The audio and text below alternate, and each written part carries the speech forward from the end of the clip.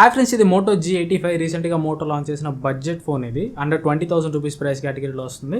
Base model price వచ్చేసరికి 18,000 rupees. నా దగ్గర ఉన్నది కూడా బేస్ మోడలే. సో 18,000 రూపీస్కి ఈ ఫోన్ కొనొచ్చా లేదా, ఈ ఫోన్లో ఏమేమి ప్లస్ పాయింట్స్ ఉన్నాయి, ఏమేమి మైనస్ పాయింట్స్ ఉన్నాయి, ఏమేమి బాగున్నాయి, ఏమేమి బాగాలేవు అనేది క్లియర్గా ఈరోజు వీడియోలో చూద్దాం. సారీ, కొద్దిగా రివ్యూ లేట్ అయింది. కొంచెం టైం ఇవ్వండి. ఛానల్ మళ్ళీ పాత ఛానల్ లాగా మారుస్తాను.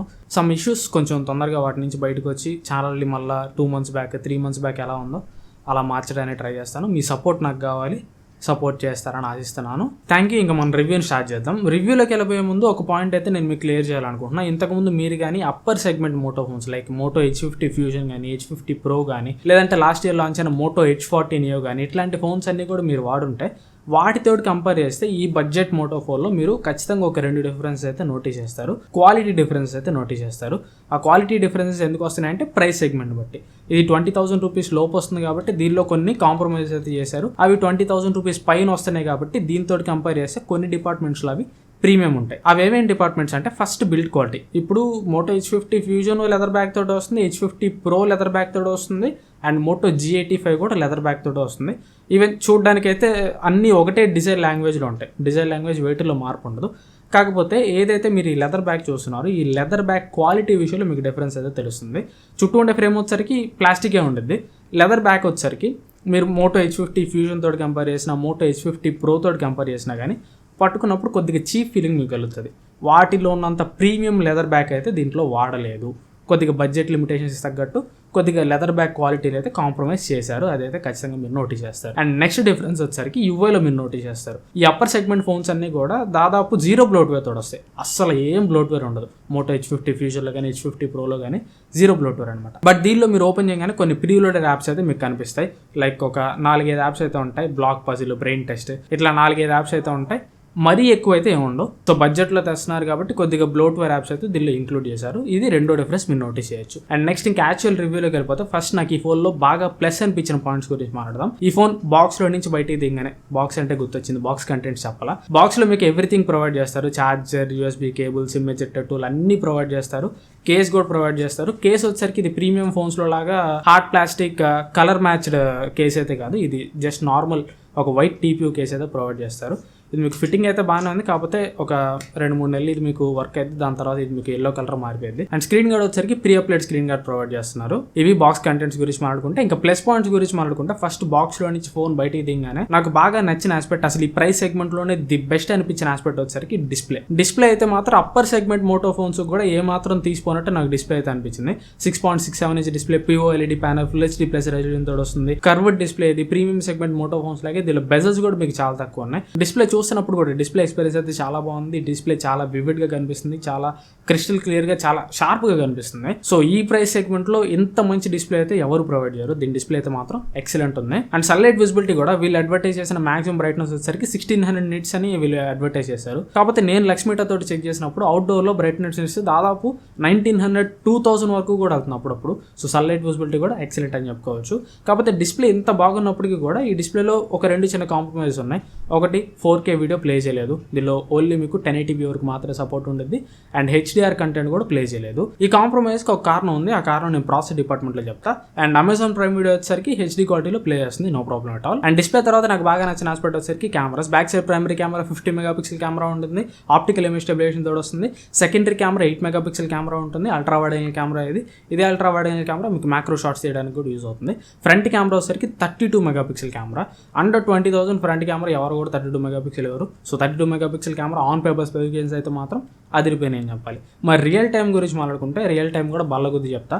ప్రెజెంట్ నేను ఈ వీడియో రికార్డ్ చేస్తున్న టైంకి, నేను ఈ ఫోన్ రివ్యూ రికార్డ్ చేస్తున్న టైంకి 20,000 రూపీస్ ప్రైస్ సెగ్మెంట్లో దీనికంటే బెటర్ కెమెరా ఫోన్ నేను ఇప్పటివరకు చూడలేదు. డే లైట్లో కానీ, లో లైట్లో కానీ ఎవ్రీ డిపార్ట్మెంట్ కూడా ఈ ప్రైస్లో ఉన్న ఈచ్ అండ్ ఎవ్రీ ఫోన్ని కూడా కెమెరా పరంగా ఇది బీట్ చేస్తుంది. Even iQOO Z9, Vivo T3, Poco X6 ఇట్లాంటి ఫోన్స్ని కూడా కెమెరా పరంగా ఇది ఈజీగా బీట్ చేస్తుంది. Each and every department, each and every lighting కండిషన్లో కూడా కెమెరా పరంగా ఇది మిగతా ఫోన్స్ తోటి కంపేర్ చేస్తే బెటర్ ఉంది. అంటే ది బెస్ట్ ఉంది, తోపుతురు అని చెప్పట్లేదు. దీనిలో కూడా కొన్ని ప్రాబ్లమ్స్ ఉన్నాయి. కాకపోతే కాకపోతే మిగిలిన అదర్ ఫోన్స్ తోటి కంపేర్ చేస్తే బెటర్ కెమెరాస్ అయితే దీనిలో ఉన్నాయి. మీరు పర్టికులర్గా డే లైట్లో చూసారంటే బ్యాక్ సైడ్ ప్రైమరీ కెమెరా అయినా కానీ ఫ్రంట్ కెమెరా అయినా కానీ ఎక్స్పోజర్ కంట్రోల్ కానీ డీటెయిల్స్ కానీ ఎవ్రీథింగ్ కూడా మీకు చాలా బాగా కనిపిస్తుంది.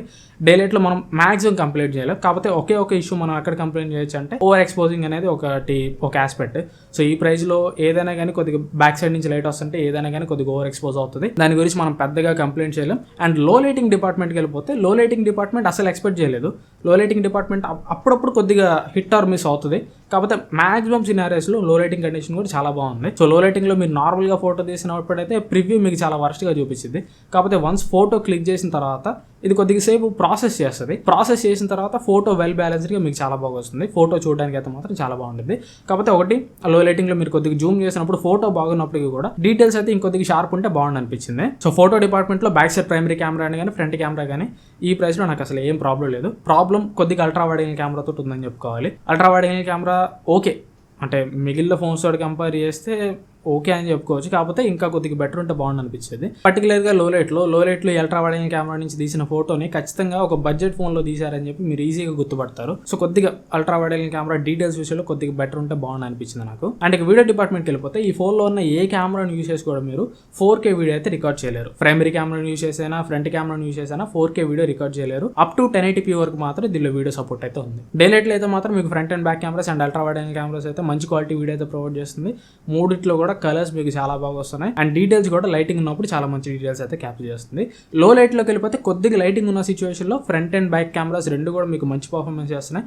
బ్రైట్ వీడియో ప్రొడ్యూస్ చేయడానికి ట్రై చేస్తున్నాయి. కాకపోతే ఫ్రంట్ అండ్ బ్యాక్ కెమెరాస్ రెండిట్లో కూడా మీకు కొద్దిగా నాయిస్ అయితే మీరు నోటీస్ చేయొచ్చు. ఈవెన్ కొద్దిగా ఎక్కువ లైటింగ్ ఉన్నా కానీ కొద్దిగా నాయిస్ ఎన్విరాన్మెంట్ అయితే మీరు వీడియోలో నోటీస్ చేయొచ్చు.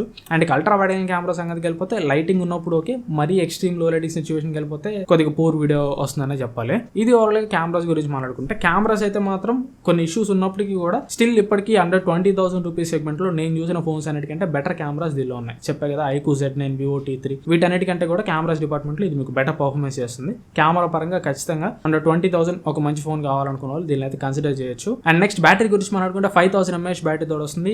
బ్యాటరీ లైఫ్ అయితే మాత్రం చాలా బాగుంది. నేను దీన్ని డ్రైన్ చేయడానికి చచ్చిపోయా. చాలా మంచి బ్యాటరీ లైఫ్ వస్తుందని చెప్పాలి. స్టాండ్ బైలో కూడా బ్యాటరీ అయితే ఏమంత డ్రైన్ కావట్లేదు. మీరు ఎంత హెవీ యూజర్ అయినా కానీ ఒక ఫుల్ వర్కింగ్ డే అయితే ఈజీగా బ్యాటరీ వస్తుంది. అండ్ ఫాస్ట్ ఛార్జింగ్ గురించి మాట్లాడుకుంటే ఇది 33 వాట్ ఫాస్ట్ ఛార్జింగ్ తోడు వస్తుంది.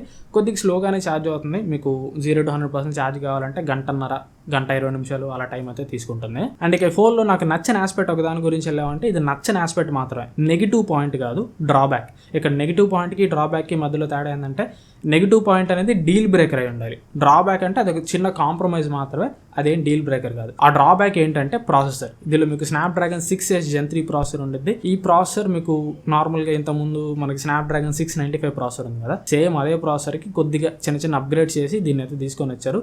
స్టిల్ దీంట్లో కూడా స్నాప్డ్రాగన్ 695లో ఉన్న కాంప్రమైజ్ అన్నీ ఉన్నాయి. ఇది మీకు 4K వీడియో రికార్డ్ చేయలేదు, ప్లే చేయలేదు, అండ్ HDR కంటెంట్ రికార్డ్ చేయలేదు, HDR కంటెంట్ కూడా ప్లే చేయలేదు. అందుకనే ఈ ఫోన్లో 4K వీడియో ప్లేబ్యాక్ కానీ రికార్డింగ్ క్యాపబిలిటీ కానీ లేదు. ఇది మెయిన్ కాంప్రమైజ్ అని చెప్పాలి. And processor day to day టాస్క్లు రన్ చేస్తున్నప్పుడు అయితే నో ప్రాబ్లం, నాకు ఎక్కడ ల్యాగ్స్ అయితే కనపడలేదు. కాకపోతే హెవీ గేమింగ్ చేయాలనుకుంటే మాత్రం మీకు ఖచ్చితంగా ల్యాగ్స్ అయితే వస్తాయి.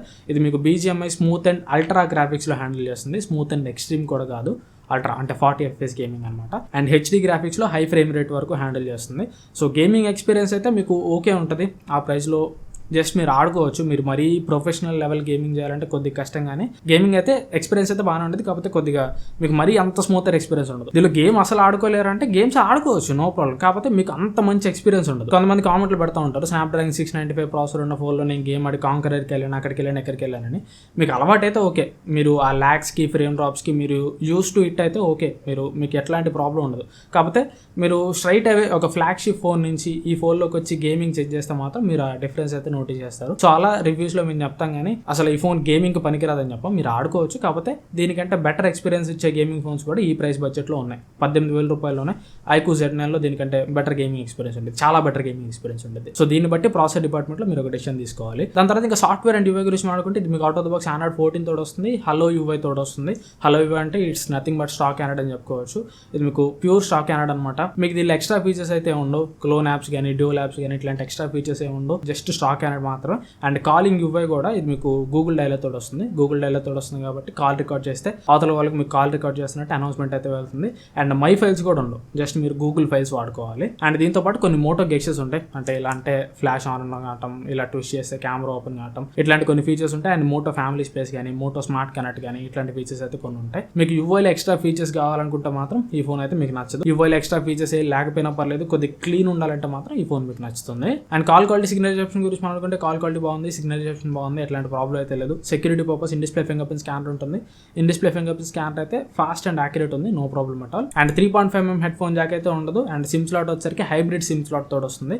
మీరు వేసుకుంటే 2 సిమ్ కార్డులు వేసుకోవాలి, లేదంటే ఒక సిమ్ కార్డ్ అండ్ ఒక మైక్రో SD కార్డ్ వేసుకోవాలి. ఎట్ ఏ టైం మీరు 2 సిమ్ కార్డులు ఒక మైక్రో SD కార్డ్ అయితే పెట్టలేరు. అండ్ స్టీరియో స్పీకర్స్ కూడా వస్తుంది. స్టీరియో స్పీకర్స్ అయితే ఈ ప్రైస్ బడ్జెట్లో one of the best stereo speakers అని చెప్పుకోవచ్చు. స్టీరియో స్పీకర్స్ ఆడియో సపరేషన్ కూడా ఈ ప్రైస్ బడ్జెట్కి చాలా ఓకే అని చెప్పుకోవచ్చు. స్టీరియో స్పీకర్స్ క్వాలిటీ అయితే నాకు చాలా బాగా నచ్చింది. అండ్ డాల్బీ అట్మాస్తో కూడా వస్తుంది.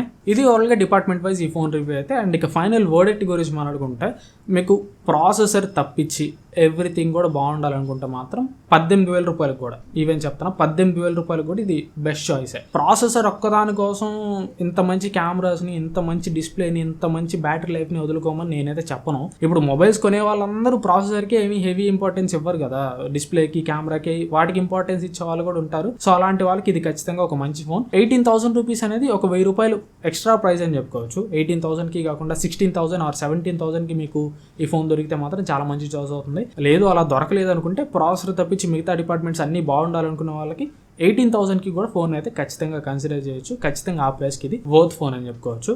ఒకటే మీరు చూసుకోవాల్సింది ఏంటంటే ప్రాసెసర్ కొద్దిగా డౌన్ ఉంటుంది, గేమింగ్ అంత బాగా ఆడుకోలేరు, గేమింగ్ నా ప్రయారిటీ కాదనుకున్న వాళ్ళు ఖచ్చితంగా ఈ ఫోన్ అయితే కన్సిడర్ చేయొచ్చు. డిస్ప్లే, బ్యాటరీ, కెమెరా అయితే ఈ సెగ్మెంట్లో ప్రెజెంట్ బెస్ట్ అని చెప్పుకోవచ్చు. సో నేనైతే ఖచ్చితంగా ఈ ఫోన్ అయితే రికమెండ్ చేస్తాను, తీసుకోవాలనుకున్న వాళ్ళు తీసుకోవచ్చు. ఇది ఓవరాల్గా నా రివ్యూ అయితే. ఈ వీడియో మీకు అంత కొంత యూస్ఫుల్ అనుకుంటున్నాను. ఈ వీడియో మీకు నచ్చితే ఖచ్చితంగా లైక్ చేయండి. అండ్ ఈ ఫోన్ నాకు ఎవరు రివ్యూ యూనిట్ కూడా పంపలేదు. ఈ ఫోన్ నేను నా సొంత డబ్బులు పెట్టి కొనుక్కొని జెన్యూన్ రివ్యూ ప్రొవైడ్ చేయాలనే ఉద్దేశంతో కొనుక్కొని రివ్యూ చేస్తున్నాను. ఎఫర్ట్స్ మీకు నచ్చితే మాత్రం ఖచ్చితంగా వీడియో లైక్ చేయండి. వీలైతే మీ ఫ్రెండ్స్ అండ్ ఫ్యామిలీతో కూడా వీడియోని షేర్ చేయండి. ఇంకా ఛానల్ సబ్స్క్రైబ్ చేసుకోకపోతే ఛానల్ సబ్స్క్రైబ్ చేసుకొని పక్కన ఉన్న బెల్ ఐకాన్ కూడా యాక్టివేట్ చేసుకోండి. Thanks for watching. మన నెక్స్ట్ వీడియోలో కలుస్తాను. Bye bye.